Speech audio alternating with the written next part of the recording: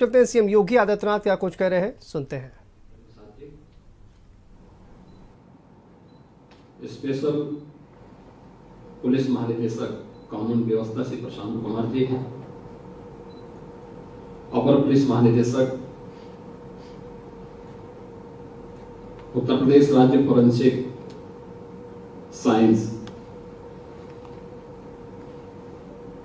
Doctor G K. Goswami ji हैं।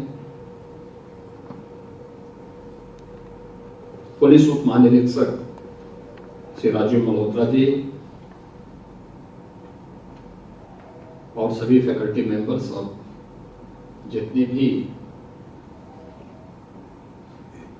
पहले batch में प्रवेश लेने वाले नवागंतुक छात्र हैं, आप सबका भी मैंने परिचय दिया है। मुझे बहुत अच्छा लगा कि आप सबने प्रदेश के पहले फॉरेंसिक साइंस इंस्टीट्यूट में एडमिशन लेकर के अपने कैरियर को आगे बढ़ाने में रुचि दी है।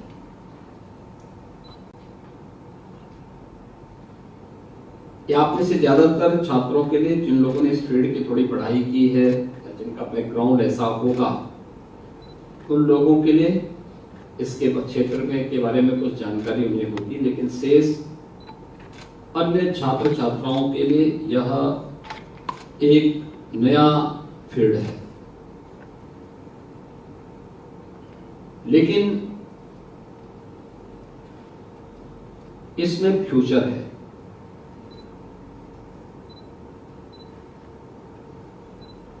और इस वजह से आपके लिए इसमें नहीं एक संभावनाएं निकलेंगी।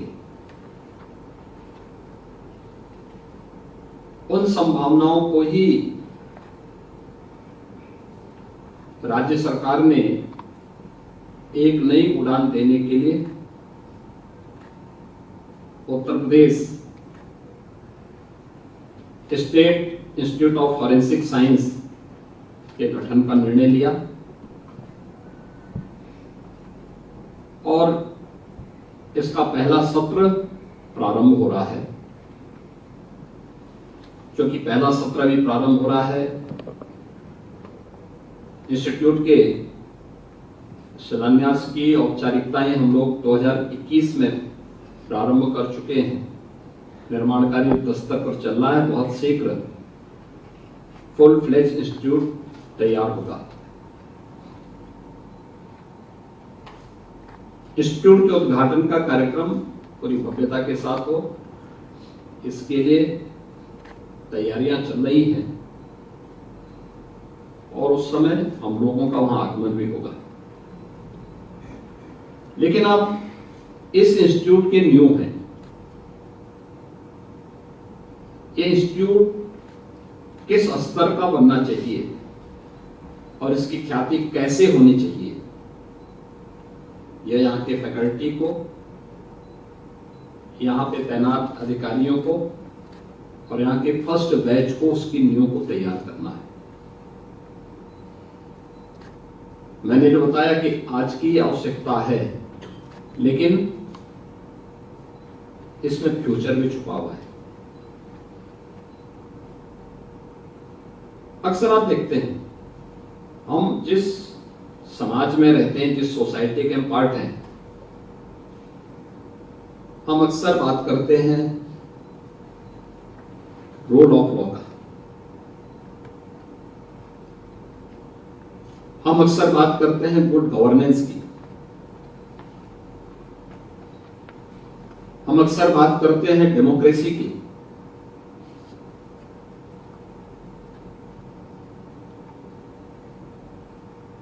ये जितने भी शब्द हैं, यह समयबद्ध तरीके से, समय से अगर न्याय नहीं मिल पाता है, न्याय सरल नहीं है, सस्ता नहीं है,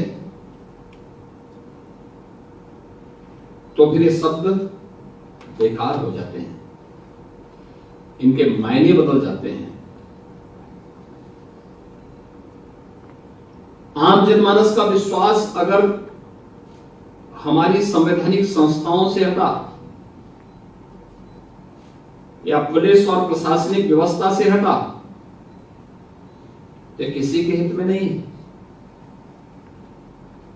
और इस दृष्टि से हम लोगों को भी हमेशा अपने आप को अपडेट करना पड़ेगा, अपने को समय के अनुरूप तैयार करना है।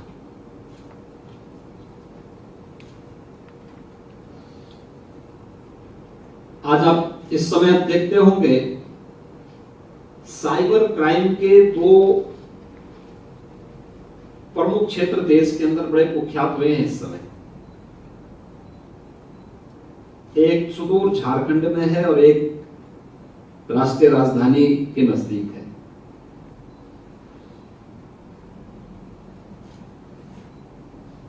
और ये क्षेत्र देखिए, नकारात्मक मानसिकता कहां जाती है और कैसे किसी सिस्टम का और किसी तकनीक का दुरुपयोग करती है, इसके दो उदाहरण हैं। झारखंड के जामताड़ा के पास और राष्ट्रीय राजधानी के मेवात में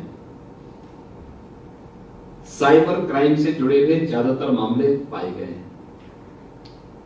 ये सभी देश के अत्यंत पिछड़े क्षेत्रों में माने जाते हैं, लेकिन अपनी ऊर्जा को सकारात्मक दिशा में ले जाने की बजाय नकारात्मक दिशा में ले जाने का दुष्परिणाम क्या है? इन्होंने इस फील्ड में अपराध के कुछ नए नए तरीके अपनाए और वहां के बारे में तो ये भी कहा जाता है कि लोगों ने पेड़ों के ऊपर चढ़ करके अपने एंटीना लगा करके वहां से अपराध को आगे बढ़ाना शुरू किया, इसको अपना पेशे का हिस्सा बनाया। और उसके बाद लोगों का दृष्टिकोण वहां के बारे में बहुत नकारात्मक हुआ। आज वहां के बारे में हर एक इस फील्ड की हर अपराध की जड़ों को वहां तलाशता है, वहां कार्रवाई होती है। लोगों का दृष्टिकोण उस क्षेत्र के बारे में बहुत नेगेटिव है। ये चीजें हमें क्या दिखाती हैं?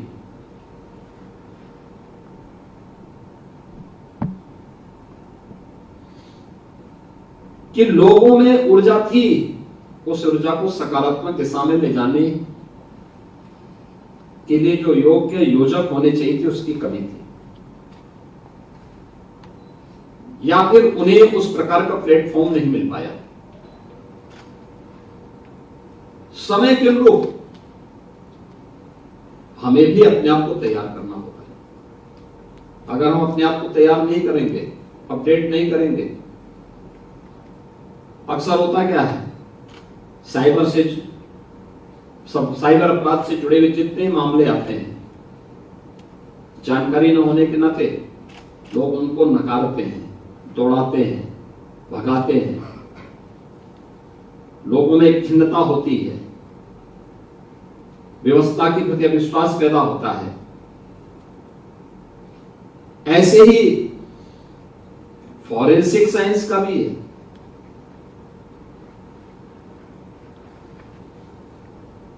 अक्सर होता है कहीं कोई अपराध हुआ, एफएसएल की लैब में जांच करने के लिए गया है, फिर वह महीनों महीनों लगते हैं उसमें रिपोर्ट आने में, और बहुत बार रिपोर्ट में भी इतना घालमेल होता है कि उस पे भी प्रश्न खड़े होते हैं।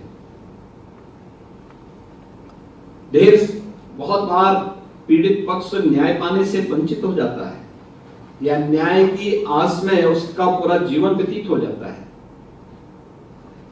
इस दृष्टि से आवश्यक है कि हम लोग आज अपराध की प्रकृति क्या है और सोसाइटी की आज की डिमांड क्या है, उसके अनुरूप अपने आप को तैयार करें। अब देखिए, टेक्नोलॉजी बहुत आगे बढ़ चुकी है। अगर हम उसके अनुरूप अपने आप को तैयार नहीं करेंगे, पिछड़ जाएंगे। हम एक कॉमन मैन के साथ न्याय नहीं कर पाएंगे, और इसीलिए प्रदेश सरकार ने तय किया कि हम लोग इस यहाँ पर उत्तर प्रदेश में Uttar Pradesh state institute of forensic science की स्थापना करेंगे। इंस्टीट्यूट के निर्माण की कार्रवाई को आगे बढ़ाया और आज मुझे प्रसन्नता है कि इसका पहला बैच 5 ब्रांच के साथ अपना कार्य प्रारंभ किया है।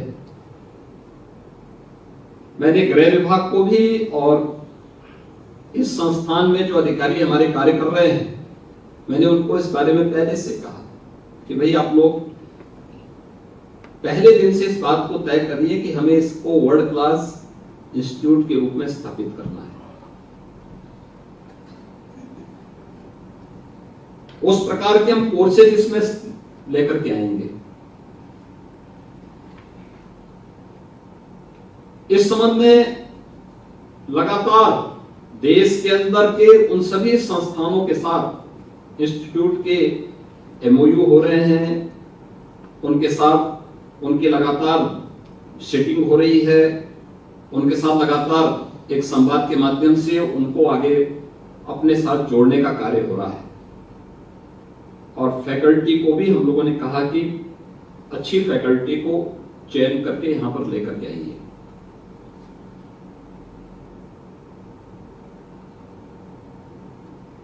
आप लोग चाहे वह फैकल्टी हो चाहे वह स्टूडेंट हो,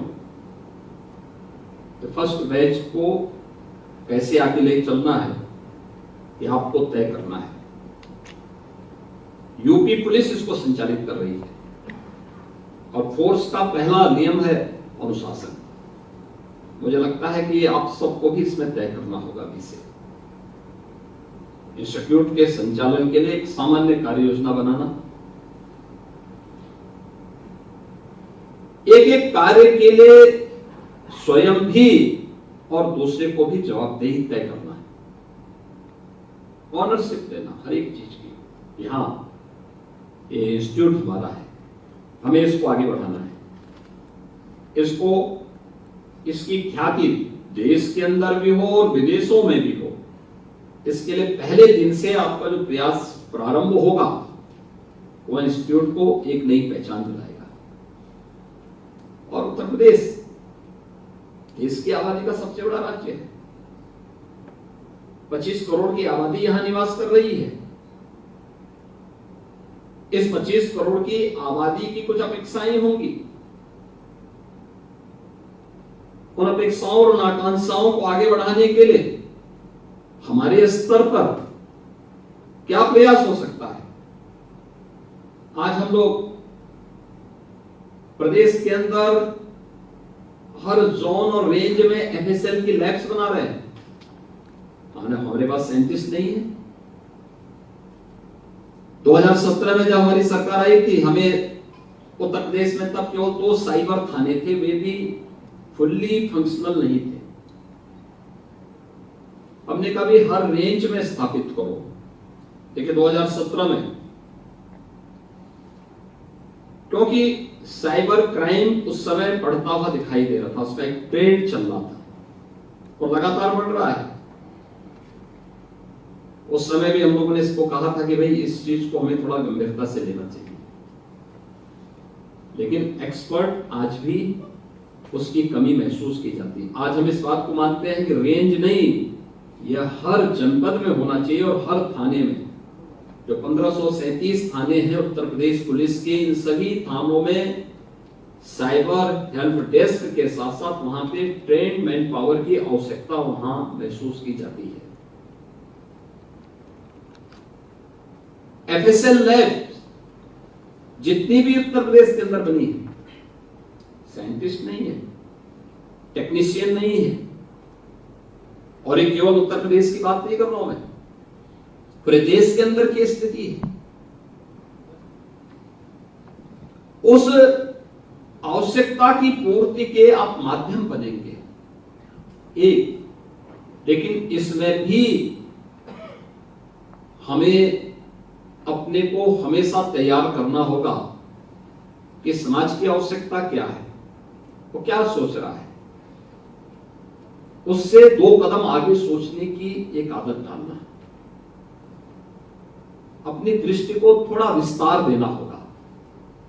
संकुचित करने की आवश्यकता नहीं, उसको विस्तार देना होगा। अगर आप किसी भी प्रकार की एंटी सोशल, एंटी नेशनल या किसी भी प्रकार की लॉ एंड ऑर्डर को या सिक्योरिटी को चैलेंज देने वाले तत्व से 2 कदम आगे सोचने की सामर्थ्य रखते हैं तो आप उसको नियंत्रित कर पाएंगे। अगर आप उससे 2 कदम पीछे तो वह आपको नियंत्रित कर देगा, आपकी सोचने की सामर्थ्य समाप्त कर देगी। इसके लिए निरंतर संस्थान में कार्य करना है। स्टडी पेपर लिखे जाने चाहिए, अलग अलग जनपद के, अलग अलग प्रदेश के, राज्य में रेंज, जनपद wise, range wise, zone wise हमें उसको फिर देखना चाहिए कि किस प्रकार के अपराध की स्थिति है। आप उसको अपने डॉक्यूमेंटेशन करिए, देखिए उसको, और फिर उस पर रिसर्च होना चाहिए, क्या कारण है, क्यों ये अपराध इसी क्षेत्र में क्यों होता है। देखिए मैं बता सकता हूं, हमारे प्रदेश के अंदर 75 जनपद हैं और 75 के 75 जनपदों के अंदर मैं बता सकता हूं किस जनपद में किस प्रकार के अपराध ज्यादा होते हैं, किस क्षेत्र में किस प्रकार की प्रवृत्ति के अपराधों की बाहुल्यता है, और उसको कंट्रोल करने के लिए उस प्रकार के लोगों की हम तैनाती करते हैं। उसको कंट्रोल करने के लिए उस प्रकार की चीजों को हम लोगों ने जब अभियान के रूप में उसको एक मिशन मोड पर लिया, परिणाम है यूपी में शांति बनी हुई है, कानून व्यवस्था पूरी तरह नियंत्रण में है, सुरक्षा का एक वातावरण कॉमन मैन के अंदर देखने को मिल रहा है। अगर हम भी उसको एक काम चलाओ रख देते कि चलो जो जा रहा है चलो कुछ तो करेगा, तो ये तो टालने वाली स्थिति है। लेकिन नहीं, हमें कहा कि नहीं फलाने जिले में इस प्रकार का अपराध है, यहाँ पे इस प्रकार के व्यक्ति को तैनाती दो। इनके साथ एक टीम होनी चाहिए, व्यक्ति अकेले नहीं करेगा, इसके साथ एक टीम होनी चाहिए, टीम इस रूप में कार्य करेगी। रिजल्ट आने प्रारंभ हो गए। वह टीम भी वहां उस प्रकार की मेहनत करती है, जाने के पहले उनको बता दिया जाता है, एक इशारा कर दिया जाता है कि भाई देखो वहां इस प्रकार का अपराध है, वहां इस प्रकार की प्रवृत्ति है, इसको कैसे कहां संवाद से आपको कार्य करना है, कहां फोर्स उपयोग करना है, कहां पे आप लोगों को सोसाइटी को वॉच करना है, कहां पे कैसे आपको इन चीजों को देखना है, वो चीजें अपने आप आती हैं। और मुझे लगता है कि कोई भी वर्ल्ड क्लास इंस्टीट्यूट अगर स्टडी से, रिसर्च से अपने को दूर करता है तो अपनी आगे बढ़ने की संभावनाओं को वहीं पे बाधित कर देता है। आपका भी फर्स्ट बैच है, लेकिन मुझे लगता है अगले वर्ष से आपके यहाँ और भी अन्य अनेक कार्यक्रम प्रारंभ होंगे। बीटेक के कार्यक्रम होंगे, एमटेक के कार्यक्रम होंगे, एलएलएम के इंटीग्रेटेड कोर्स भी आपके यहाँ प्रारंभ होंगे, और भी अन्य तमाम कार्यक्रम प्रारंभ होने जा रहे हैं वहां पे। उन स्थितियों के लिए अपने आप को तैयार करना इंस्टीट्यूट को, और रिसर्च से अपने आप को हटाना नहीं। एक एक चीज पे स्टडी हो सकती है, एक एक अपराध की प्रकृति पे स्टडी हो सकती है। एक गांव में अगर एक गांव में किसी प्रॉपर्टी को लेके विवाद हुआ है, ये भी अपने आप में एक हमारी स्टडी का विषय है। और हो सकता है उस स्टडी को अगर हम पुलिस को या राजस्व को दे करके उसके निष्कर्षों के साथ हम दे दें तो उस प्रकार के अपराध को रोकने के लिए हो सकता है कि आपकी स्टडी कारगर हो जाए। पिता और पुत्र के बीच में मैं भी एक समाचार सुन रहा था, एक पुत्र ने अपने पिता और अपनी मां को मारने के लिए दौड़ाया, पिता भाग गए, मां की हत्या कर दी। देखिए अभी एक सप्ताह के अंदर की घटना है एक जनपद की। ये क्यों हुई, क्या कारण है? पारिवारिक रिश्तों में इस प्रकार का तनाव, पुत्र पिता की हत्या कर ले, यह दृश्य ही समाज को कंपाने वाला होता है, सामाजिक रिश्तों को तार तार करने वाला होता है। ये चीजें हमें दिखाती हैं कि कहीं ना कहीं सोसाइटी के बीच में कुछ ऐसा पक रहा है जो आने वाले समय के लिए सोसाइटी के हित में नहीं होगा। उस पर भी चुपचाप एक स्टडी की जा सकती है और उसको भी स्टडी रिपोर्ट को आप अपने पास भी रख सकते हैं, विभाग को भी दे सकते हैं।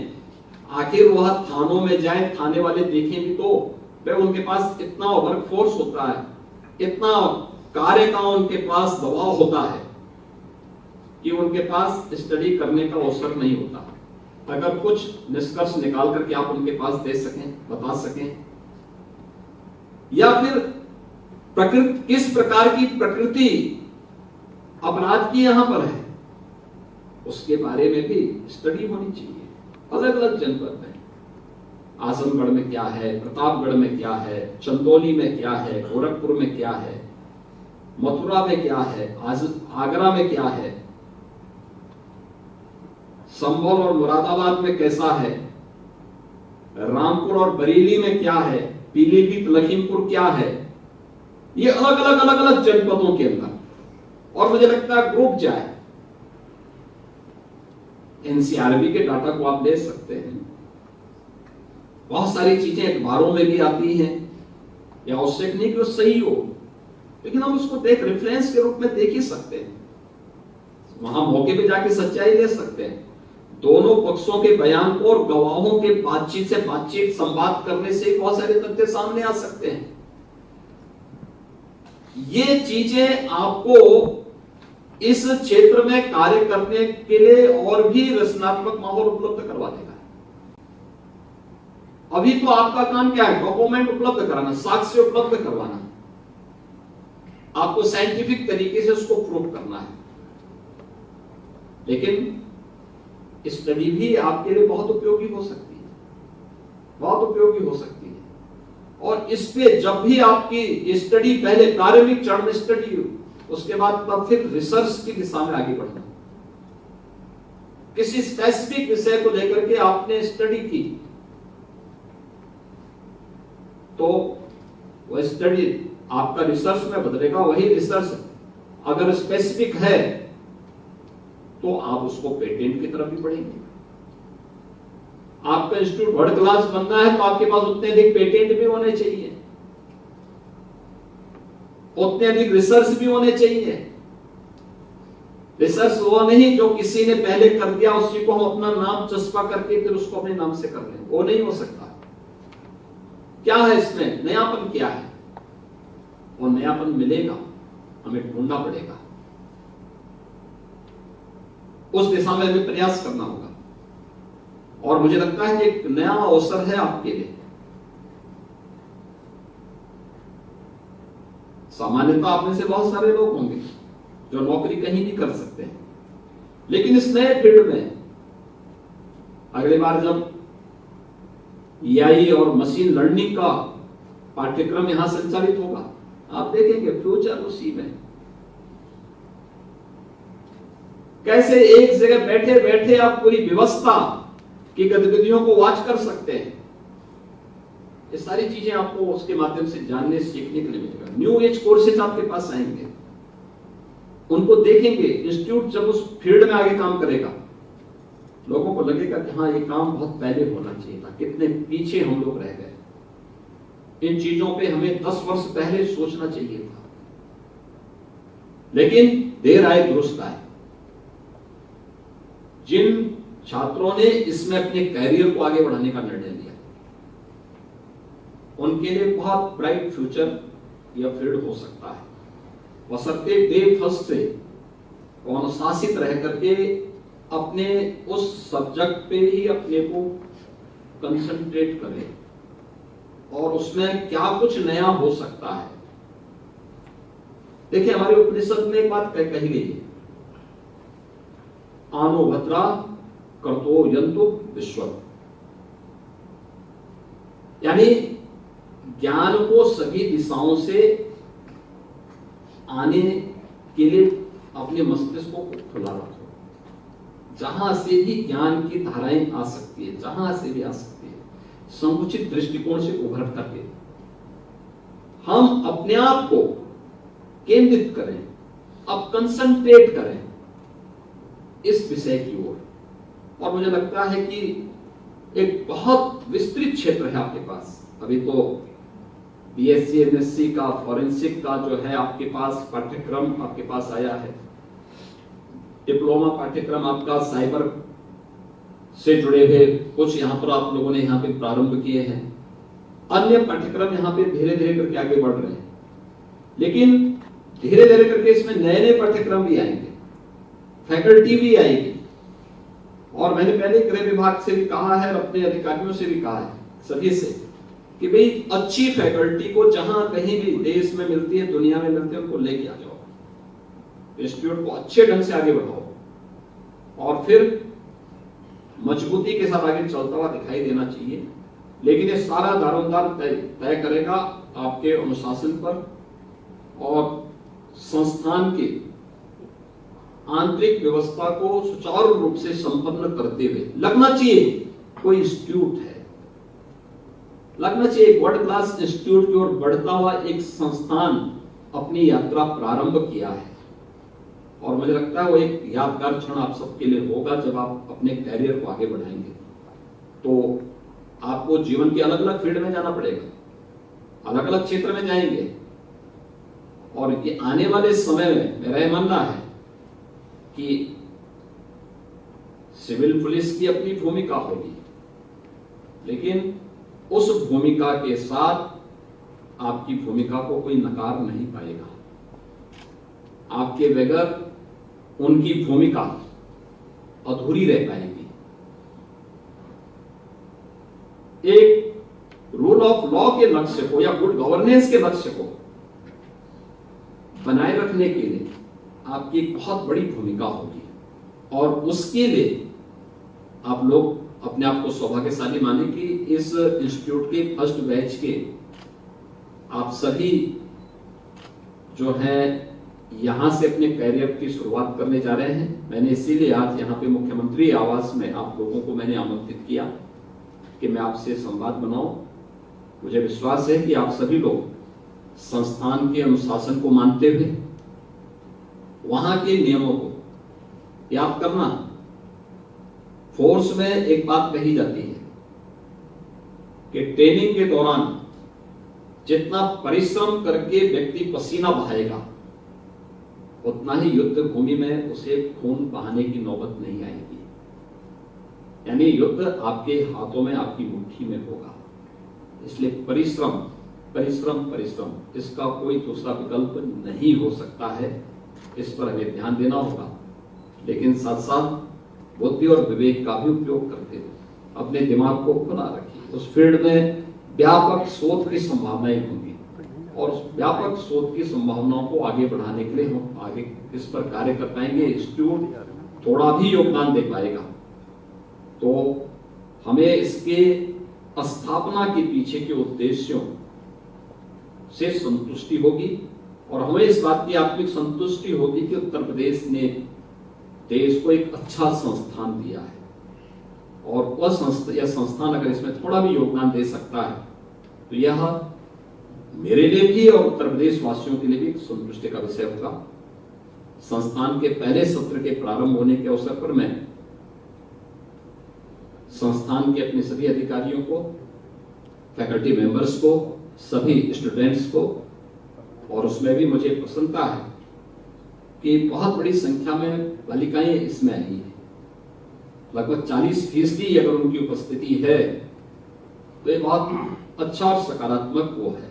अभी तो हम देखते थे नर्सिंग के फील्ड में उनका अपना दबदबा था, लेकिन इस फील्ड में अगर आ रही है तो बहुत अच्छा एक सकारात्मक वो है, और वो है लोग अपने कैरियर को इस फील्ड में तलाशें। मुझे लगता है कि बहुत संभावनाएं उनके लिए इस फील्ड में देखने को मिलेंगी। आप सबके प्रति मेरी शुभकामनाएं हैं। धन्यवाद। जय हिंद।